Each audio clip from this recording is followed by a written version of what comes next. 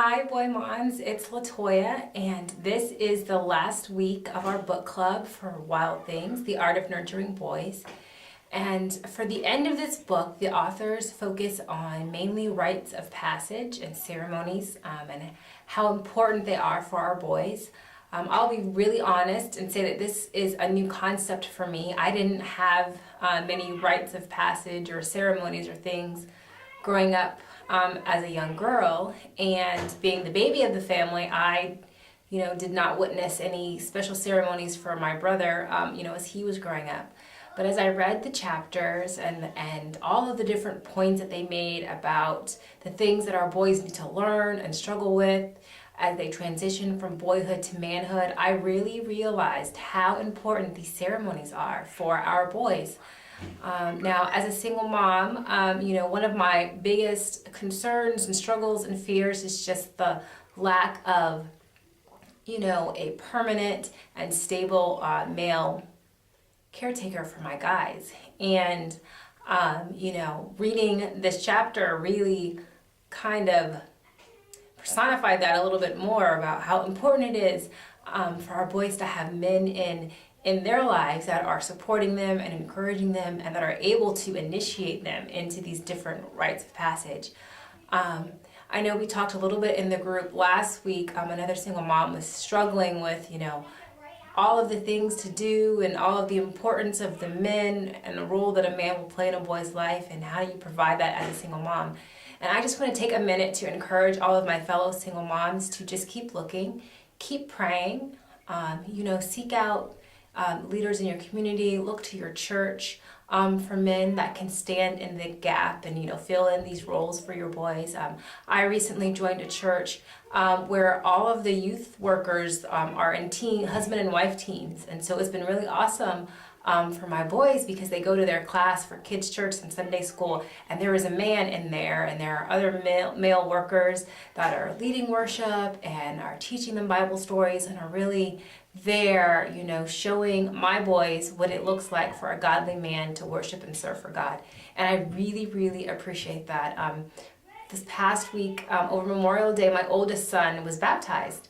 And it was so cute kind of to watch him go through, because we talked about the decision, and he had a meeting with the youth pastor who is a man. He had a little meeting with him and a session, and he wanted to make sure that he understood what it meant to get baptized. And so he had this kind of man-to-man, talk. And I just remember smiling as I watched, from a little bit of a distance as they had this conversation.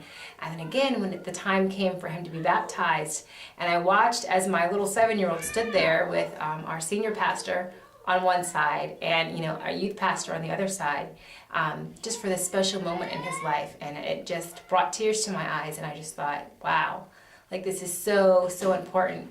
And then a couple weekends ago, my boys are in Royal Rangers, and they had their award ceremony. So my oldest son got all the badges that he's worked really hard for this year, and that's been really awesome. But the thing that was most touching to me was to watch my little guy, my 4-year-old, is moving up from Rainbows, which is a preschool ministry where they have the boys and the girls combined, and he actually is moving into Ranger Kids for the boys ministry. And so as part of that ceremony, and to mark that transition from being a preschooler into being a boy, he actually crossed the bridge. And so he walked from his leader in the Rainbows Club, and he crossed over the bridge, and he met and shook hands with his troop leader for Ranger Kids.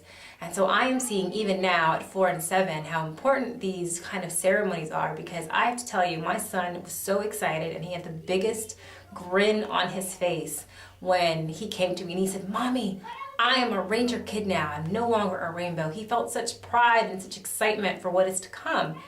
And, he's not understanding right now that, the transition from Rainbows to a Ranger Kid comes with more responsibility. But I'm happy to see that he's excited anyway. And, watching my oldest son get baptized, it was just, he takes it really seriously now. He's like, "Mommy, I have to read my Bible. Mommy, I need to pray. Mommy, I'm really serious, and I want to please God." And it just warms my heart to see this.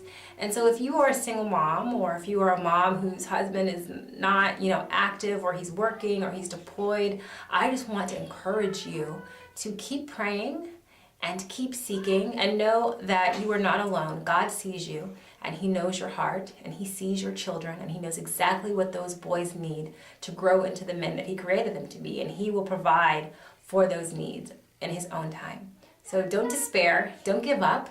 And I want to ask for our moms of these older boys, what are some rites of passage that you have for your older guys? You know, what are some ideas and tips you can share with us moms of little ones? And if you're like me and you have little guys, do you have any ceremonies already planned or that you're thinking about for your guys as they, get older and older? Come and share. Let's talk about it this week. Let's encourage each other as we finish, this last chapter. It's been such a blessing. I'm getting to know you guys and reading along, and I hope that you will stick around for our next book club.